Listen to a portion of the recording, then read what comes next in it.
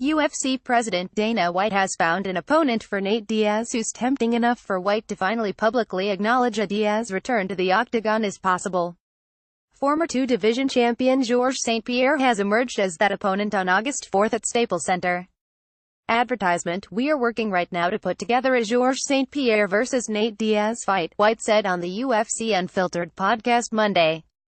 They would fight at 155 pounds, White added. He is also targeting LA to make a non-title match between former middleweight champion Luke Rockhold and former light heavyweight title challenger Alexander Gustafsson on the card, which is already headlined by the TJ Dillashaw-Cody Garbrandt bantamweight title rematch.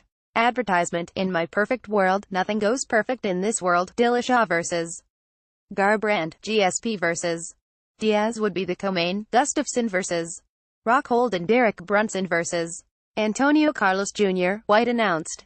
It's very interesting. Stockton's Diaz, 20-11, hasn't fought since his August 2016 rematch loss by decision to Conor McGregor, a second consecutive massive pay-per-view bout that allowed Diaz to remain on the sidelines until another significant bout surfaced.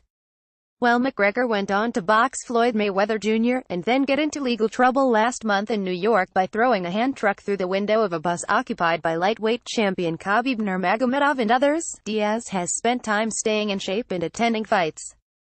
White revealed he's been contractually obligated to offer Diaz 3 fights per year, which he said he has done, with none provoking Diaz to return to UFC action. Advertisement: St-Pierre, 26-2, is different, of course. The longtime welterweight champion from Canada closed a 4-year-long hiatus in November by winning the middleweight championship from Michael Bisping. St-Pierre then relinquished the belt.